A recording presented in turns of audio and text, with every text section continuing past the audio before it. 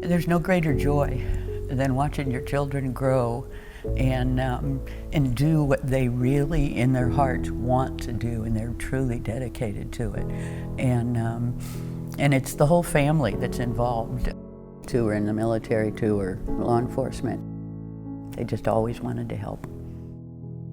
Our children have lived their lives in a way that has taught us and inspired us, and it's been a thrill to see the fine individuals that they've all become. Mike has been labeled as a hero, which he is, but heroes are raised, and Mike was raised in a heroic family, in addition to Chris, his twin brother, who is also a deputy with our agency. You had to get to know him. Because he always had a look on his face. You know, and if you didn't know him, you were like, you know, that guy's just rude, you know? But once you got to know him and talk to him, you know, he laughed with the best of them. Mike knew things that maybe nobody else knew, because Mike was doing things nobody else was doing, that even his family didn't know that he was doing, and Mike's passion was helping people. I remember many a times Mike was supposed to be somewhere, or Mike was supposed to, you know, with the family, or was supposed to do something, but he'd call last minute and be like, you know, I'm not gonna be able to make it. He wouldn't give a reason why. You know, my wife would get so mad. But then later you find out that, you know, he jumped in the car and drove 3 hours to Charleston because a friend needed him. And you know, as mad as you got, it's what made Mike Mike. It's what made him such a great brother, such a great friend, and what makes you miss him even more now.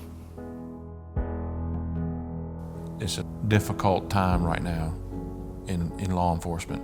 Some of the national media portrayals and narratives that are out there are making it tough for the public to decide, is our law enforcement truly good or not? But the folks in this community don't have to ask that question, because relationships that Mike built with people exist. It wasn't until the loss that we really, you know, felt the relationship and how strong it was, because we always knew it was there, but losing Mike made that eye-opening for a lot of us. Substance use is changing every single day, and we need everybody at the table to make a difference. And so he was instrumental in doing that. He was heavily involved in the Narcan program. I think a huge reason that our department was able to get everybody with Narcan and get it trained in such a quick time frame. And regardless of the choice that the people made that needed the Narcan, to Mike, they were still important. They're still someone's. They were just as important. You know, strangers, family, friends, whoever, everybody was important to him. We discovered after Mike went to be with the Lord that there were a lot of things that he was doing that inspired us. And it was just amazing, and it continues today. Beyond his death, we have learned so much more that Mike has done, and I do not know of an officer who's dedicated his life to helping and serving people like Mike Doty. Mike was one of a kind, and Mike stood out. And I know we sound like we're sad and because we get choked up, but we're not. These are tears of joy and pride and love and community.